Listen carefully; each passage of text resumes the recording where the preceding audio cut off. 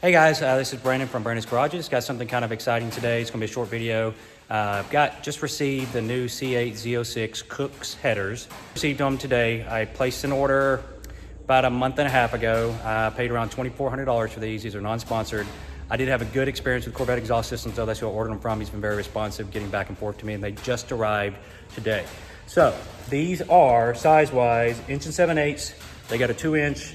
And then they go to 2 3/4 inch. So they're stepped headers, they're tri-Y, just like factory, but they do a few little things different on the lengths of it. So size-wise, they don't make any changes, but they do change kind of how the tri-Y setup mates. And so theoretically, it should say sound, maybe can change horsepower. I don't know. I'm not really super optimistic. They include different types of these. This set right here is designed to go with your OEM cats or with cat deletes, which is what I have. They also have a sets that already have built-in cats to them.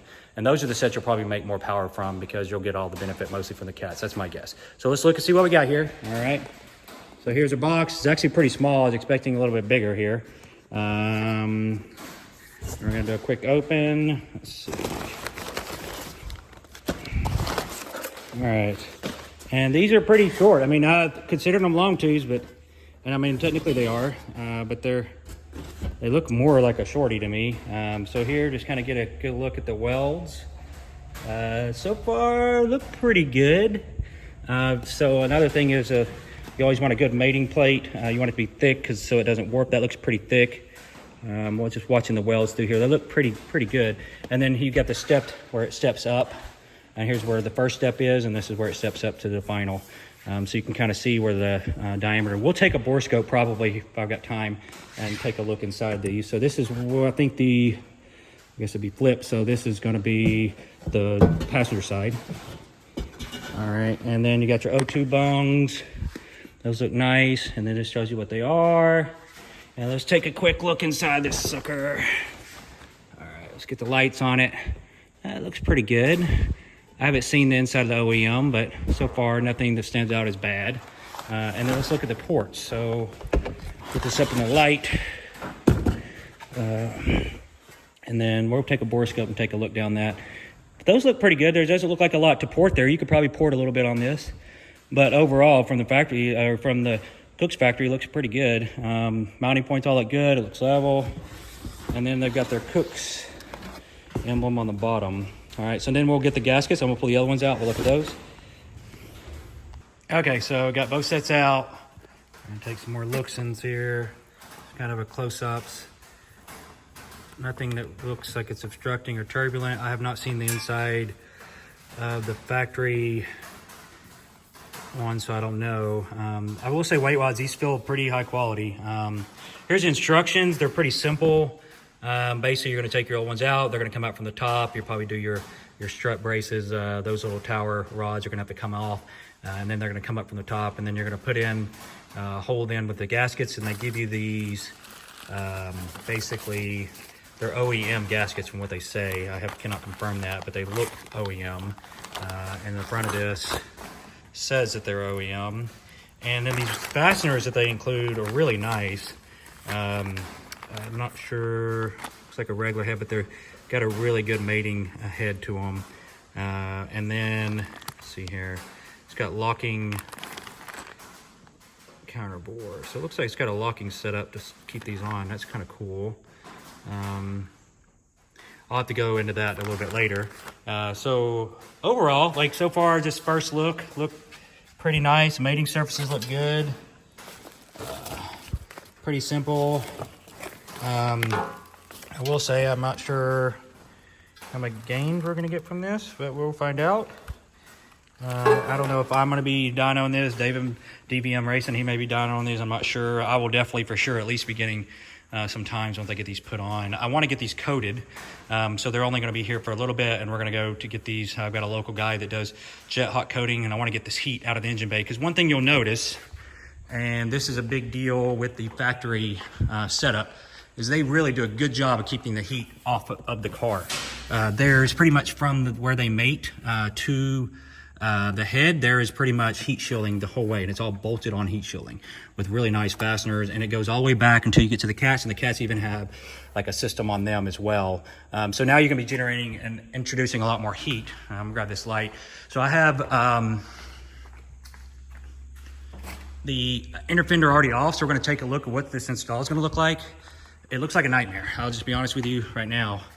Let's put this light up here. All right, we're gonna go down. So you're gonna have to, at a minimum for this install, from what I can tell, this is gonna have to come off, that's gonna have to come off. All your EGR stuff's gonna have to come off and be down. In order to put these on, you have to get all that stuff out of the way to get the headers out. And then you have to have your inner fenders to get any sort of access to the bolts, because look down through here. You can see, there's your header bolts. And you see all the heat shielding. So that, to me, if you're gonna buy these, they're supposed to be releasing, there's the corner bolts on that side. All these look like you're gonna be doing it near blind or using universal. So this nightmare, this looks like a installation nightmare. That's just on this side. I haven't looked at the other side yet. But this kind of gives you at least an idea of kind of what we're dealing with. The other question is, we got the heat issue. And then let's see, do these save any weight? I'm big on weight. That's probably been on my channel, like weight's kind of a big thing for me. So I wanna weigh these and get a baseline weight. And then I don't know the weight of the stockery manifolds. With those heat shielding, I suspect it's probably heavy, but we'll get at least baseline weights. Maybe someone in the comment section can tell me what the OEM weighs. I'd seriously doubt anybody's got those numbers. Maybe Kooks does. But anyway, so let's do that next. Okay, so we got 14.5 pounds. That's no hardware, nothing's touching. So that's the weight of this side. Let's get to the other side. And the other side is 14.1. So we'll do 28.6 pounds is the weight without gaskets and fasteners. And that is the non-catted version. These feel solid, I gotta be honest with you. Just feeling them, they're hard to hold. Like, I don't know if we're gonna get much weight savings. They might actually be heavier. It'll be hard to say, but yeah, they're solid. So anyway, so our next step will be getting these to the jet hot coating. So stay tuned. So one of the areas that header companies, in my past experience, can kind of cut corners is they'll have shitty, good looking welding on the outside and shitty looking welding on the inside. A lot of material that kind of obstructs flow and causes turbulence. So we're gonna take, right now, do my best. I'm not a professional, so I'm gonna try my best to capture this so you guys can see. We're gonna take my borescope and we're gonna look at how these welds look inside this.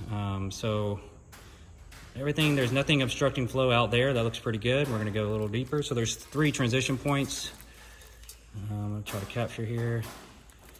It's basically like doing a bronchoscopy on a set of headers.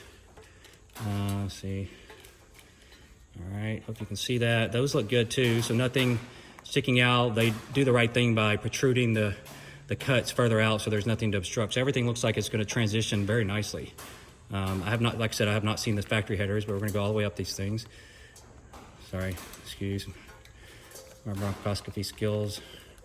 All right, and then there's the final one, the first transition. So as you guys can see, that looks nice. Like everything transitions progressively. So we got small, a little bit larger, smooth, smooth, smooth, larger, dual transition, nothing obstructing, then all the way back out.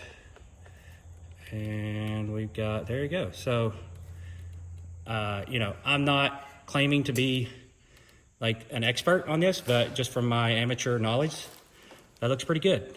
So anyways.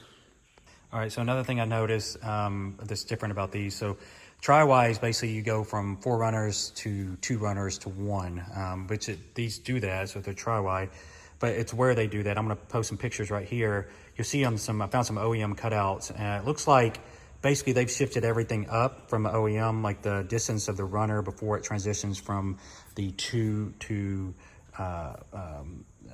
runners to 1 right here on each side to the dual. That distance is elongated, so it's going to travel down further before it does the transition. I don't know what the effect will be on horsepower and torque curve for that. but that is a difference that I'm noticing. The length before it does the transition is definitely longer. So on the OEM, you're going to have it more further up here where the tri-way starts, but the tri-way starts a little later on these, which I guess hence the term long tubes is probably where that comes in. So I'll see. You know, these engines are different. I don't know if the traditional thoughts will apply, but another thing too is, like I said, the main transition from the bigger runner starts pretty early here from coming off the head within, you know, it looks like about 5 inches. So that is something different. If you know more about this, you want to educate me, because like I said, you know, I'm an amateur, I'm not claiming to know everything.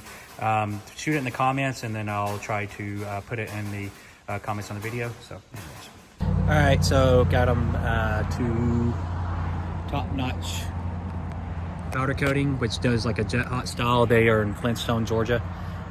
It's basically $380. They have a week turnaround time. They do batches, and it's basically the same thing as jet hot. They coat the inside and the outside of the header, and so I'll show you those when they get done. But this will be the end of this video. When we get these back and do the install, will be the next. So.